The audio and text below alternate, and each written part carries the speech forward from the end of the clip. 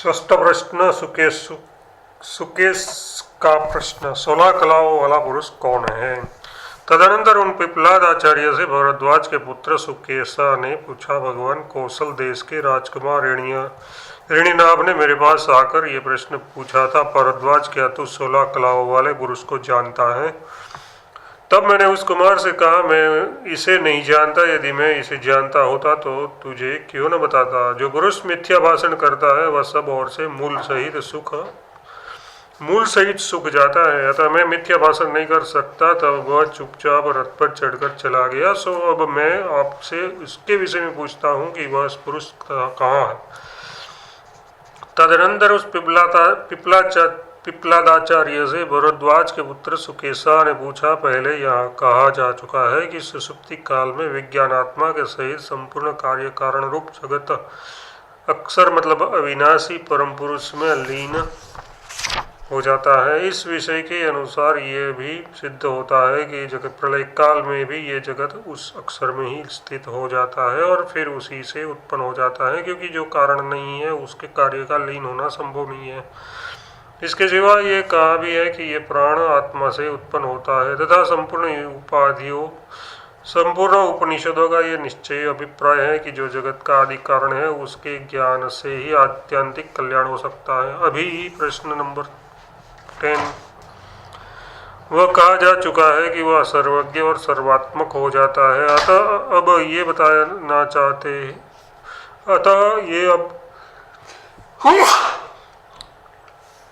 अब वह बतलाना चाहिए कि उस पुरुष संज्ञक सत्य और अक्षर को कहाँ जानना चाहिए।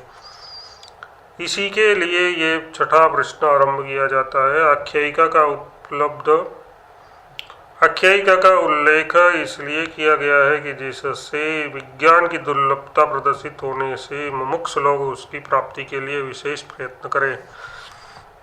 अब सुकेशा का प्रश्न आरंभ होता है। भगवान, कौशलपुरी में उत्पन्न हुए ऋणिनाभ नामक एक राजपुत्र ने जो जाति का क्षत्रिय था, मेरे समीप आकर ये आगे कहा जाने वाला प्रश्न किया, हे भरद्वाज, क्या तू षोडश कल पुरुष को, जिस पुरुष में शरीर में अवयवों के समान अविद्या सहित 16 कलाएं आरोपित की गई हो, उसे षोडश पुरुष कहते हैं। ऐसे उस 16 कलाओं वाले पुरुष को क्या तू जानता है? इस प्रकार पूछते हुए उस राजकुमार से मैंने कहा, तुम जिसके विषय में पूछते हो मैं उसे नहीं जानता। ऐसा कहने पर भी मुझ में अज्ञान की संभावना न करने वाले उस राजकुमार को मैंने अपने अज्ञान का कारण बतलाया। यदि कहीं तेरे भी पूछे हुए इस पुरुष को मैं जानता तो तुझ अत्यंत शिष्य गुण संपन्न प्रार्थी से क्यों न कहता, यथार्थ तुझे क्यों न बतलाता। फिर भी उसे अविश्वस्त सा देख उसको विश्वास दिलाने के लिए मैंने कहा, जो पुरुष अपने आत्मा को अन्यथा करता हुआ अनृत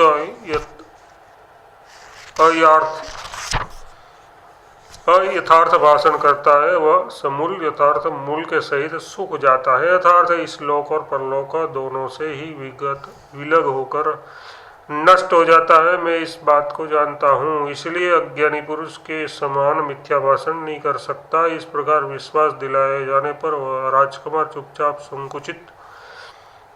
संकुचित हो रथ पर चढ़कर जहाँ से आया था वहीं चला गया। इससे यह सिद्ध होता है कि अपने समीप नियम पूर्वक आए हुए योग्य जिज्ञासु के प्रति विज्ञ पुरुष को विद्या का उपदेश करना ही चाहिए तथा सभी अवस्थाओं में मिथ्या भाषण कभी न करना चाहिए। सुकेशा कहता है, भगवान, मेरे हृदय में ज्ञातव्य रूप से कांटे के समान भटकते हुए उस पुरुष के विषय में मैं आपसे पूछता हूँ कि वह ज्ञातव्य पुरुष कहाँ रहता है? पिपलाद का उत्तर, वह पुरुष शरीर में स्थित है। उससे आचार्य पिपलाद ने कहा, है सौम्य, जिसमें ये 16 कला का प्रादुर्भाव होता है वह पुरुष इस शरीर में भीतर ही वर्तमान है। उससे उस पिपलादाचार्य ने कहा, है सौम्य, उस पुरुष को यही इस शरीर में भीतर हृदय पुंडरीकाक्ष में ही जानना चाहिए, किसी अन्य देश स्थान में नहीं। इस पुरुष में की इन आगे कही जाने वाली प्राण आदि 16 कलाओं का प्रादुर्भाव होता है, अर्थात जिससे ये उत्पन्न होती है। इन उपाधिभूत 16 कलाओं के कारण वह पुरुष कलाहीन होकर भी अविद्यावश कलावान सा दिखाई देता है। उन औषाधिक तो कलाओं के अध्यारोप की विद्या से निवृत्त करके उस पुरुष को शुद्ध दिखलाता है। इसलिए प्राणादि कलाओं को उसी से उत्पन्न होने वाली कहा है, क्योंकि अन्य अत्यंत निर्विशेष अद्वितीय और विशुद्ध तत्व में अध्यारोपण के बिना प्रतिपादन आदि कोई व्यवहार नहीं किया जा सकता। इसलिए उसमें कलाओं के अविद्या विषयक उत्पत्ति, स्थिति और प्रलय का आरोप किया जाता है, क्योंकि ये कलाएं चैतन्य से अभिन्न रहकर ही सर्वदा उत्पन्न, स्थित तथा लीन होती देखी जाती है। इसी से कुछ भ्रांत पुरुषों का मत है कि अग्नि के संयोग से ध्रुत के समान चैतन्य ही प्रत्येक क्षण में घट आदि आकारों में उत्पन्न होकर नष्ट हो रहा है। इनसे भिन्न दूसरों शून्यवादियों का मत है कि इनका निरोध हो जाने पर सब कुछ शून्यमय हो जाता है, तथा अन्य न्यायिक कहते हैं कि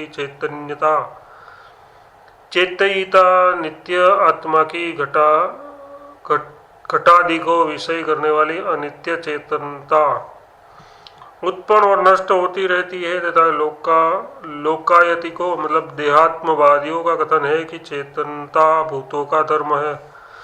परंतु सत्यम ज्ञानम अनंतम ब्रह्म प्रज्ञानम ब्रह्म विज्ञानानंदम ब्रह्म विज्ञान घन एवं इत्यादि श्रुतियों से यह सिद्ध होता है कि उत्पत्ति नाश रूप धर्म से रहित चेतन ही आत्मा है। वही नाम रूप आदि औषधिक धर्मों से युक्त भास रहा है। अपने स्वरूप से व्यभिचारी मतलब बदलने वाले पदार्थों में चैतन्य का व्यभिचार मतलब परिवर्तन न होने के कारण जो पदार्थ जिस प्रकार जाना जाता है, उसके उस प्रकार जाने के कारण ही उस पदार्थ के चैतन्य का अव्यभिचार सिद्ध होता है। कोई वस्तुतः है तो सही, किंतु जाना नहीं जाता। ऐसा कहना तो रूप तो दिखाई देता है परंतु नेत्र नहीं है। इस कथन के समान अयुक्त ही है। ज्ञेय का तो ज्ञान में व्यभिचार होता है, किंतु ज्ञान का ज्ञेय में कभी व्यभिचार नहीं होता, क्योंकि एक ज्ञेय का अभाव होने पर भी ज्ञानांतर में ज्ञान का सद्भाव रहता ही है। ज्ञान के अभाव में तो ज्ञेय किसी के लिए रहता ही नहीं, जैसा कि सुसुप्ति में उसका अभाव देखा जाता है। मध्यस्थ सुसुप्ति में तो ज्ञान का भी अभाव है, अतः उस समय ज्ञेय के समान ज्ञान के स्वरूप का भी व्यभिचार होता है। सिद्धांत कहता है ऐसा कहना ठीक नहीं। ज्ञेय का अवभाषक ज्ञान प्रकाश के समान ज्ञेय की अभिव्यक्तित्व का कारण है, अतः प्रकाश्य वस्तुओं के अभाव में जिस प्रकार प्रकाश का अभाव नहीं माना जाता, उसी प्रकार सुषुप्ति में वस्तुओं की प्रतीति न होने से विज्ञान का अभाव मानना ठीक नहीं। अंधकार में रूप की उपलब्धि न होने पर वैनाशिक मतलब क्षणिक विज्ञानवादी भी नेत्र के समान स्वभाव की कल्पना नहीं कर सकता। मध्यस्थ कहता है परंतु वैनाशिक तो ज्ञेय के अभाव में ज्ञान के अभाव की कल्पना करता ही है। सिद्धांत कहता है उस वैनाशिक को यह बतलाना चाहिए कि जिस ज्ञान से ज्ञेय के अभाव की कल्पना की जाती है, उसका अभाव किससे कल्पना किया जाता है, क्योंकि उस ज्ञान का अभाव भी ज्ञेय रूप होने के कारण बिना ज्ञान के सिद्ध नहीं हो सकता। मध्यस्थ कहता है ज्ञान ज्ञेय से अभिन्न है, इसलिए ज्ञेय के अभाव में ज्ञान का भी अभाव हो जाता है। ऐसा माने तो सिद्धांति ऐसी बात नहीं है, क्योंकि अभाव भी ज्ञेय रूप माना गया है। वैनाशिकों ने अभाव को भी ज्ञेय और नित्य स्वीकार किया है। यदि ज्ञान उससे ज्ञेय से अभिन्न है तो वह उसके मत में भी नित्यमान किया जाता है, तथा उसका अभाव भी ज्ञान स्वरूप होने के कारण उसका अभावत्व नाम मात्र को ही रहता है। वास्तव में ज्ञान का अभावत्व एवं अनित्यत्व सिद्ध नहीं होता। नित्य ज्ञान का केवल अभाव नाम रख देने से ही हमारा कुछ बिगड़ नहीं जाता। मध्यस्थ कहता है किंतु यदि अभाव ज्ञेय होने पर भी ज्ञान से भिन्न माना जाए तो सिद्धांत कहता है तब तो ज्ञेय का अभाव होने पर ज्ञान का अनुभव हो ही नहीं सकता। मध्यस्थ कहता है परंतु ज्ञेय ही ज्ञान से भिन्न माना जाए, ज्ञान ज्ञेय से भिन्न न माना जाए। तो सिद्धांत कहता है ऐसा मत कहो, क्योंकि ये कथन केवल शब्द मात्र होने से इसमें कोई विशेषता नहीं है। यदि तुम ज्ञान और ज्ञेय की अभिन्नता मानते हो तो ज्ञेय ज्ञान से भिन्न है, किंतु ज्ञान ज्ञेय से भिन्न नहीं है। यह कथन इस प्रकार केवल शब्द मात्र है, जैसे ये मानना कि विहीन अग्नि से भिन्न है परंतु अग्नि विहीन से भिन्न नहीं है। अतः ये सिद्ध हुआ कि ज्ञान ज्ञेय से व्यतिरिक्त होने के कारण ज्ञेय का अभाव होने पर ज्ञान का अभाव नहीं माना जा सकता। मध्यस्थ कहता है परंतु ज्ञेय का अभाव हो जाने पर तो प्रतीत न होने के कारण ज्ञान का भी अभाव हो जाता है। सिद्धांति ऐसा कहना ठीक नहीं, क्योंकि उस सुषुप्ति में ज्ञप्ति का अभिव्यक्त माना गया है। वैनाशिकों ने सुषुप्ति में भी विज्ञान का अस्तित्व स्वीकार किया ही है। मध्यस्थ कहता है परंतु उस अवस्था में भी ज्ञान का ज्ञेयत्व स्वयं अपने से ज्ञान से ही माना जाता है। सिद्धांति ऐसी बात नहीं है, क्योंकि उन ज्ञान और ज्ञेय का भेद सिद्धांत हो ही चुका है। अभाव रूप ज्ञेय विषय का ज्ञान अभाव रूप ज्ञेय से भिन्न होने के कारण ज्ञेय और ज्ञान की भिन्नता पहले सिद्ध हो चुकी है। उस सिद्ध हुए बात को मृतक को पुनः जीवित करने के समान सैकड़ों वैनाशिक भी अन्यथा नहीं कर सकते। पूर्व पक्ष कहता है ज्ञान को किसी अन्य ज्ञेय की अपेक्षा है। यदि ऐसा माने तो तेरे पक्ष में वह ज्ञान किस अन्य का ज्ञेय है और वह किस अन्य का, ऐसा मानने से अनवस्था दोष होगा। सिद्धांत कहता है ऐसा कहना ठीक नहीं, क्योंकि संपूर्ण वस्तुओं का ज्ञान और ज्ञेय रूप से विभाग किया जा सकता है तब कि जबकि सब वस्तुएं किसी पर एक ही की ज्ञेय है, तो उससे भिन्न उसका प्रकाशक ज्ञान ही रहता है। वह वैनाशिकों से इतर मतालंबियों ने दूसरा ही विभाग माना है। इस विषय में कोई तीसरा विभाग नहीं माना गया, अतः उसके मत में अनवस्था नहीं आ सकती। पूर्व पक्ष कहता है यदि ज्ञान को अपने से ही ज्ञेय न माना जाए तो उसके सर्वज्ञत्व की हानि होगी। सिद्धांत कहता है वह दोष भी उस वैनाशिक का ही हो सकता है, हमें उसे रोकने की क्या आवश्यकता है। अनवस्था दोष भी ज्ञान का ज्ञेयत्व मानने से ही है। वैनाशिकों के मत में ज्ञान ज्ञेय तो आवश्यक ही है, अतः अपना ही ज्ञेय न हो सकने के कारण उसकी अनवस्था भी अनिवार्य ही है। पूर्व पक्ष कहता है यह दोष तो तुम्हारे पक्ष में भी ऐसा ही है। सिद्धांत कहता है नहीं जी, ज्ञान का एकत्व सिद्ध हो जाने के कारण हमारे मत में ऐसा कोई दोष नहीं आ सकता। हम तो मानते हैं कि संपूर्ण देश काल और पुरुष आदि अवस्थाओं में जल आदि में प्रतिबिंबित हुए सूर्य आदि के समान एक ही ज्ञान अनेक प्रकार से भाषित हो रहा है, अतः हमारे मत में यह दोष नहीं है। इससे यहाँ यह कलाओं के प्रादुर्भाव की बात कही गई है। पूर्व पक्ष कहता है परंतु इस श्रुति के अनुसार तो पुरुष कूड़े में बेर के समान इस शरीर में ही परिच्छिन्न है। सिद्धांति ऐसा कहना ठीक नहीं, क्योंकि पुरुष प्राणादि कलाओं का कारण है, और जो शरीर मात्र में परिच्छिन्न होगा उसे प्राण एवं श्रद्धादि कलाओं के कारण रूप से कोई नहीं जाना जा सकता, क्योंकि शरीर तो उन कलाओं का ही कार्य है।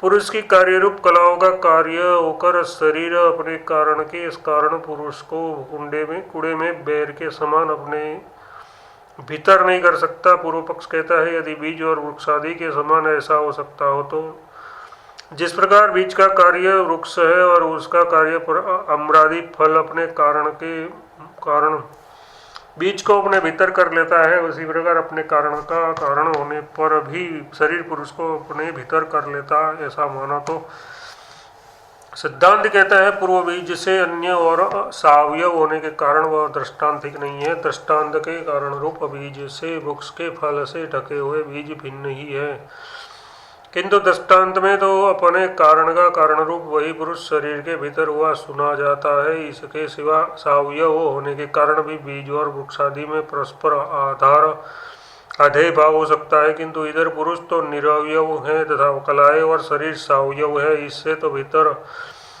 तो शरीर आकाश का भी आधार नहीं बन सकता। फिर आकाश के भी कारण रूप पुरुष की तो बात ही क्या है, इसलिए ये दृष्टांत विषम है। मध्यस्थ कहता है दृष्टांत से क्या है, श्रुति के वचन से तो ऐसा ही होना चाहिए। सिद्धांत कहता है ऐसा कहना ठीक नहीं, क्योंकि वचन कुछ करने वाला नहीं है। किसी वस्तु को कुछ का कुछ कर देने के लिए वचन प्रवृत्त नहीं हुआ करता, तो फिर वह क्या करता है, वह तो जो कि त्यों वस्तु दिखलाने में ही प्रवृत्त होता है। अतः अंतः शरीरे इस वचन को अंडे के भीतर आकाश इस कथन के समान ही समझना चाहिए। इसके सिवा उपलब्धि का कारण होने से भी ऐसा कहा गया है। दर्शन, श्रवण, मनन और विज्ञान, जानना आदि लिंगों से पुरुष शरीर के भीतर परिच्छिन्न सा दिखलाई देता है तथा इस शरीर में ही उसकी उपलब्धि भी होती है। इसलिए ये कहा गया है कि ये सौम्य वह पुरुष इस शरीर में भीतर है, नहीं तो आकाश का भी कारण होकर वह कूड़े में बैर के समान शरीर में परिच्छिन्न है। ऐसी बात कहने की तो कोई मूढ़ पुरुष भी अपने मन से भी इच्छा नहीं कर सकता, फिर प्राणभूता श्रुति की तो बात ही क्या है। ऊपर जिसमें ये 16 कलाएं उत्पन्न होती है, ये बात पुरुष की विशेषता बतलाने के लिए कही है। इस प्रकार अन्य अर्थ यानी पुरुष की विशेषता बतलाने के लिए श्रवण किया हुआ व कलाओं का प्रादुर्भाव किस प्रकार क्रम से हुआ होगा ये बतलाने के लिए, तथा सृष्टि चेतन पूर्वी का है, इस प्रकार को भी प्रकट करने के लिए अब इस प्रकार कहा जाता है। इस इक्षण पूर्वक सृष्टि, इसके उसने विचार किया कि किसके उत्क्रमण करने पर मैं भी उत्क्रमण कर जाऊंगा और किसके स्थित रहने पर मैं स्थित रहूंगा। उस 16 कलाओं वाले पुरुष ने उसके विषय में भारद्वाज ने प्रश्न किया था। प्राणादि की उत्पत्ति, उसके उत्क्रमण आदि फल और प्राण से श्रद्धा आदि क्रम के विषय में ईक्षण दर्शन यानी विचार किया। फिर किस प्रकार विचार किया सो बताते हैं। किस विषय कर्ता के शरीर से उत्क्रमण करने पर भी किस विशेष कर्ता के शरीर से उत्क्रमण करने पर मैं भी उत्क्रमण कर जाऊंगा, तथा इसी प्रकार शरीर में किसके स्थिर रहने पर मैं भी स्थित रहूंगा, ये निश्चय करने के लिए उसने विचार किया।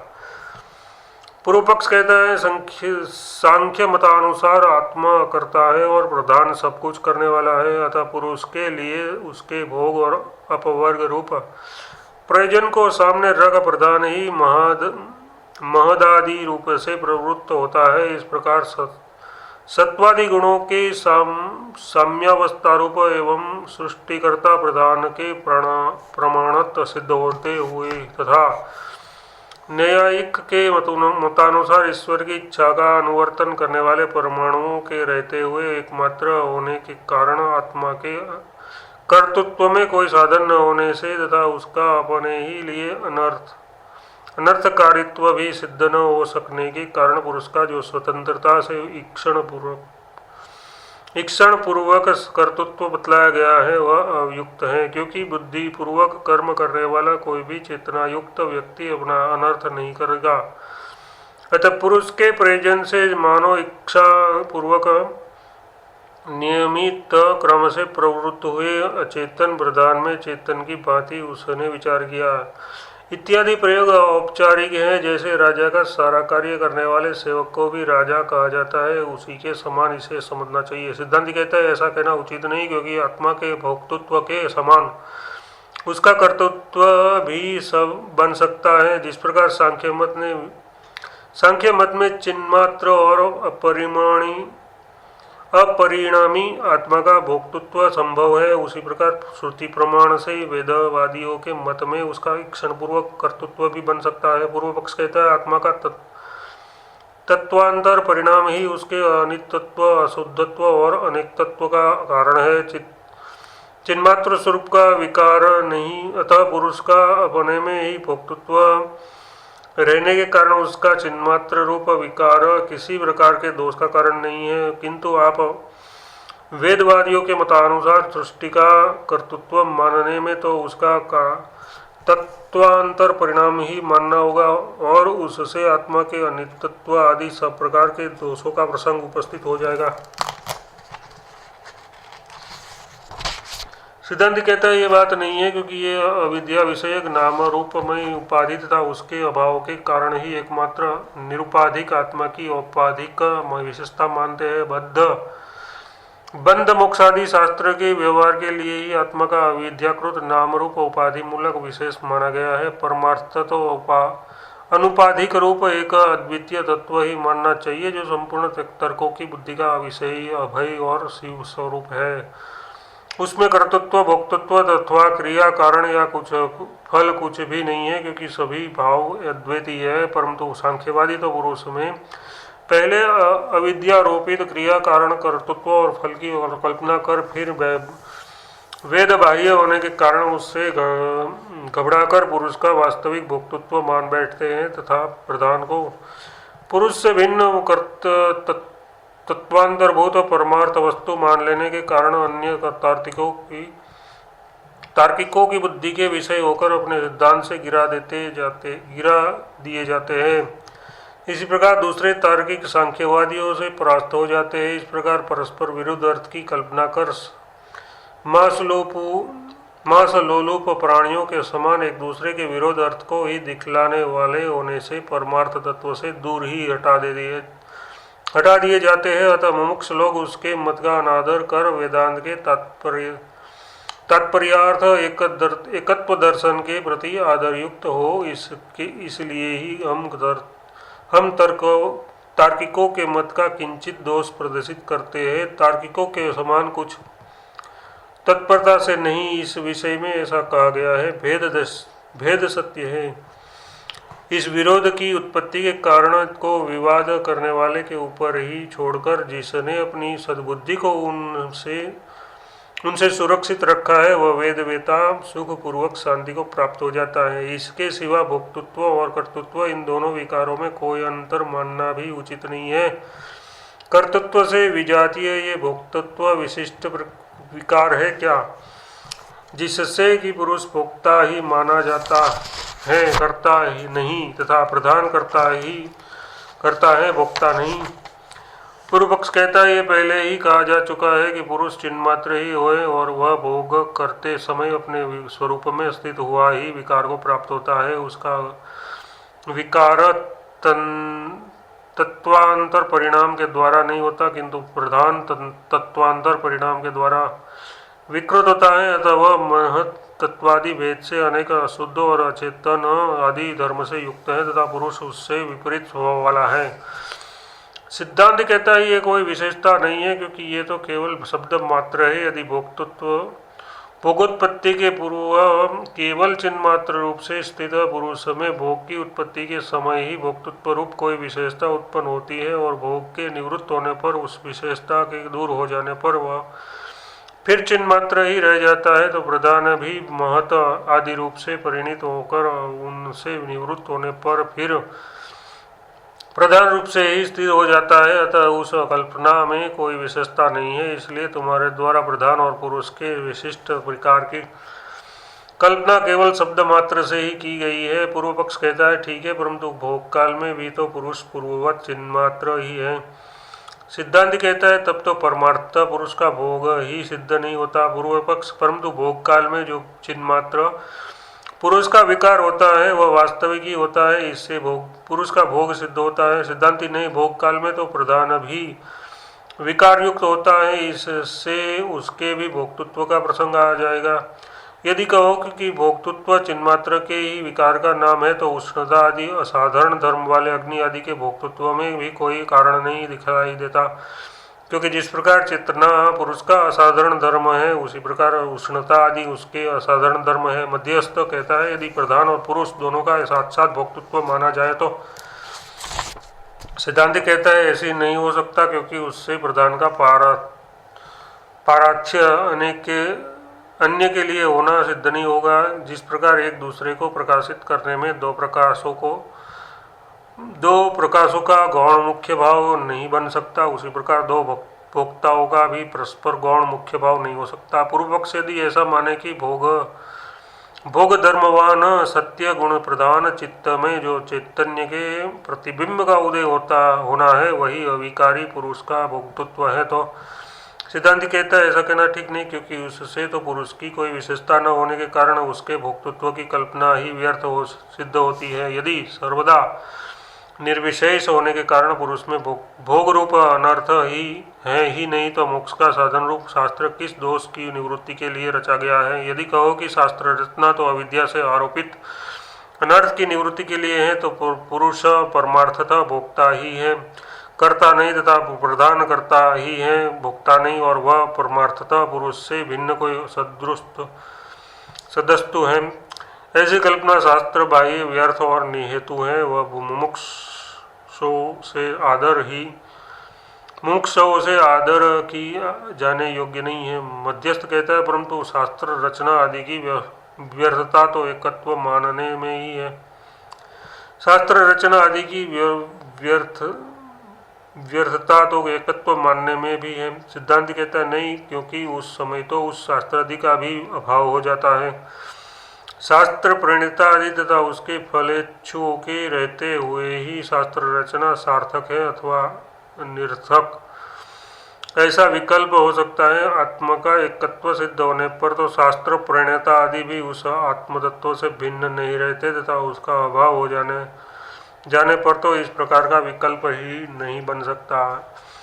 इसके सिवा आत्मिकत्व का निश्चय हो जाने पर कि जिस एकत्व का निश्चय करने वाले तुमने उसके प्रतिपादक शास्त्र की अर्थवता भी स्वीकार रखी है, उस एकत्व का निश्चय हो जाने पर भी शास्त्र जहाँ इसे सब कुछ आत्मरूप ही हो जाता है, वहाँ किसके द्वारा किसे देखे इत्यादि रूप से विकल्प की असंभावना ही बतलाया है। परमार्थ वस्तु से स्वरूप से अन्यत्र अविद्या संबंधी विषयों में जहाँ द्वैत सा होता है आदि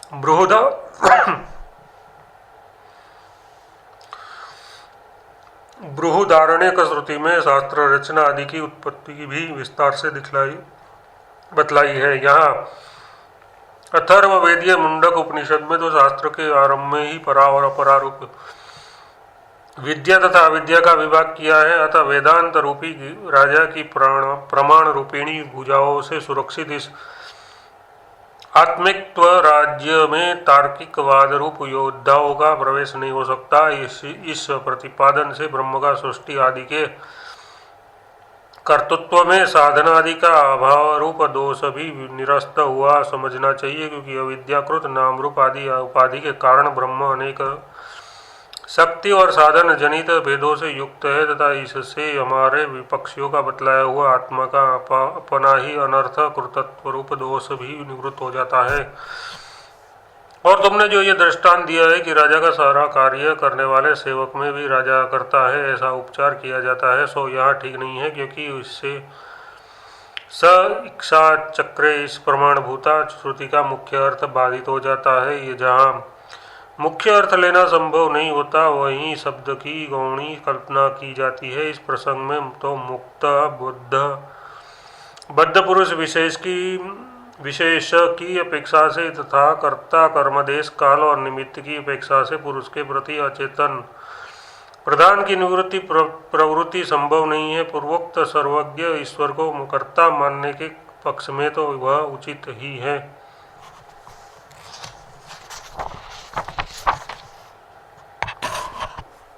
सृष्टि क्रम राजा के समान पुरुष ने ही सर्वाधिकार प्राण की रचना की है। किस प्रकार से बताते हैं।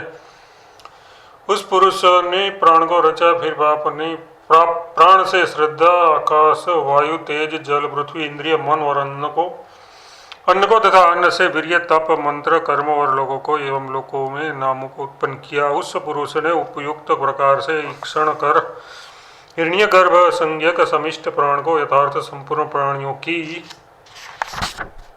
इंद्रियों के आधार स्वरूप अंतरात्मा को रचा। उस प्राण से समस्त प्राणियों की शुभ कर्मों में प्रवृत्ति की हेतुभूता श्रद्धा की रचना की और उससे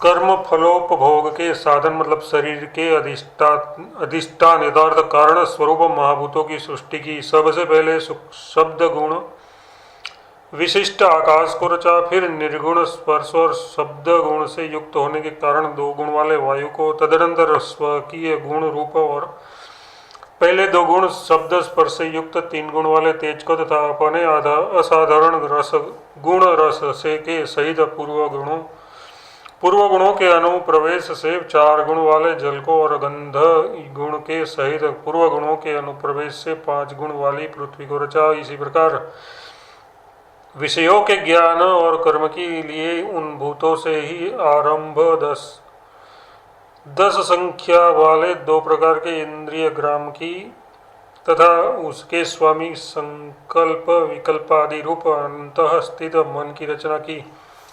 इस प्रकार प्राणियों के कार्य विषय और करणों मतलब इंद्रियों की रचना कर उनकी स्थिति के लिए उसने विहीयवादी रूप अन्न उत्पन्न किया। फिर उस खाए हुए अन्न से सब प्रकार के कर्मों की प्रवृत्ति का साधनभूत वीर्य सामर्थ्य यानी बल उत्पन्न किया। तदनंतर कर्ण वर्ण संकरता को प्राप्त होते हुए उन वीर्यवान प्राणियों की शुद्धि के साधनभूत तप की रचना की। फिर जिनके बाह्य और अंतःकरणों की तप से शुद्धि हो गई है, उन प्राणियों के लिए कर्म के आधारभूत साधनभूत रुक यजुर्वेद साम और अर्थर्वागित मंत्रों की रचना की, और तत्पश्चात अग्निहोत्रादि कर्मों तथा कर्मों के फलस्वरूप लोक निर्माण किए। फिर उन इस प्रकार रचे हुए उन लोकों में प्राणियों के देवदत्त यज्ञदत्त नाम आदि नाम बनाए। इस प्रकार तिमिर रोग की दृष्टि से रचे हुए द्विचंद्र मशक मतलब मच्छर और मक्षिका आदि तथा स्वप्न दृष्टा के बनाए हुए सब प्राण पदार्थों के समान प्राणियों के अविद्या आदि देवस्वरूप बीज की अपेक्षा से रची हुई ये कलाएं अपने नाम रूप आदि विभाग को त्याग कर उस पुरुष में ही लीन हो जाती है। नदी के दृष्टांत से संपूर्ण जगत की पुरुषात्व प्रतिपादन। नदी के दृष्टांत से संपूर्ण जगत का पुरुषात्व प्रतिपादन किस प्रकार? और दृष्टांत इस प्रकार है, जिस प्रकार समुद्र की ओर बढ़ती हुई है नदियाँ समुद्र में पहुंचकर अस्त हो जाती है, उसके नाम रूप नष्ट हो जाते हैं और वह समुद्र ऐसा कहकर ही पुकारी जाती है। इस प्रकार इस सर्वद्रष्टा की ये 16 कलाएं जिनका अधिष्ठान पुरुष ही है, उस पुरुष को प्राप्त होकर लीन हो जाती है, उनके नाम रूप नष्ट हो जाते हैं और वे पुरुष ऐसा कहकर ही पुकारी जाती है। वह विद्वान कलाहीन और अमर हो जाता है। इस संबंध में यह श्लोक प्रसिद्ध है। वह दृष्टांत इस प्रकार है, जिस प्रकार लोक में निरंतर प्रवाह रूप से बहने वाली तथा समुद्र ही जिनका अयन गति अर्थात आत्मभाव है, ऐसे ही ये समुद्रायन नदियाँ समुद्र को प्राप्त होकर अस्त अदृश्य यथार्थ नाम रूप के तिरस्कार मतलब अभाव को प्राप्त हो जाती है। इस प्रकार अस्त हुई उन नदियों के वे गंगा यमुना आदि नाम और रूप नष्ट हो जाते हैं और उससे अभेद हो जाने के कारण वह जलमय पदार्थ भी समुद्र ऐसा कहकर ही पुकारा जाता है। इसी प्रकार जैसा कि वह दृष्टांत है उपयुक्त वर्ण लक्षणों से युक्त परिदृष्टा यथार्थ जिस प्रकार सूर्य सब और अपने स्वरूपभूत प्रकाश का करता है, उसी प्रकार परि सब और दृष्टा दर्शन के कर्ता स्वरूप भूत ईश प्रकृत जिसका प्रकरण चल रहा है, पुरुष की ये प्राण आदि उपयुक्त 16 कलाएं जिनका अयन आत्मभाव की प्राप्ति का स्थान वह पुरुष ही है। जैसा कि नदियों का समुद्र अतः जो पुरुषायन कहलाती है, उस पुरुष को प्राप्त होकर पुरुष रूप से स्थिर होकर, उसी प्रकार जैसे कि समुद्र में नदियां लीन हो गई है तथा इन कलाओं के प्राणादिक संज्ञक नाम और अपने अपने विभिन्न रूप नष्ट हो जाते हैं। इस प्रकार नाम रूप का नाश होने पर भी जिसका नाश नहीं होता, उस तत्व को ब्रह्मवेता पुरुष ऐसा कहकर पुकारते हैं। इस प्रकार जिससे गुरु ने कलाओं के प्रलय का मार्ग दिखलाया है, ऐसा जो पुरुष इस तत्व को जानने वाला है, वह उस विद्या के द्वारा अविद्या काम और कर्मजनित प्राणादि कलाओं के लोप कर दिए जाने पर निष्कल हो जाता है। और क्योंकि मृत्यु भी अविद्याकृत कलाओं के कारण ही होती है, इसलिए उनकी निवृत्ति हो जाने पर वह निष्कल हो जाने के कारण ही अमर हो जाता है। इसी संबंध में यह श्लोक प्रसिद्ध है। मरण दुख की निवृत्ति में परमात्मा तत्व का परमात्म ज्ञान का उपयोग, जिसमें रथ की नाभि में आरोह के समान सब कलाएं आश्रित है, उस ज्ञातव्य पुरुष को तुम जानो, जिससे कि मृत्यु तुम्हें कष्ट न पहुंचा सके।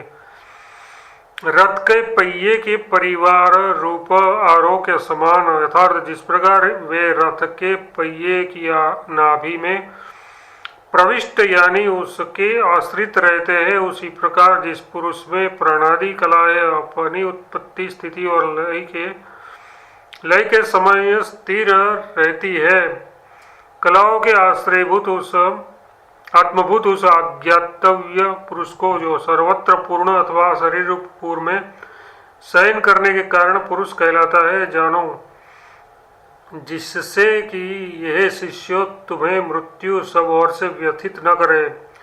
यदि तुमने उस पुरुष को न जाना तो तुम मृत्यु निमित्त यथा को प्राप्त होकर दुखी ही होंगे, अतः तुम्हें वह दुख प्राप्त न हो, यही इसका अभिप्राय है।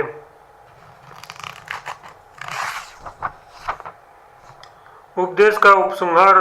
तब उसने उस पिपलाद मुनि ने कहा, इस पर ब्रह्म को मैं इतना ही जानता हूँ, इससे अन्य कुछ ज्ञातव्य नहीं है।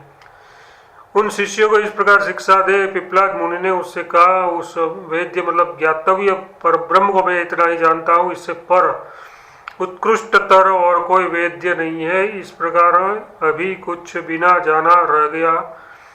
ऐसी शिष्यों की आशंका की निवृत्ति के लिए तथा उनमें कृतार्थ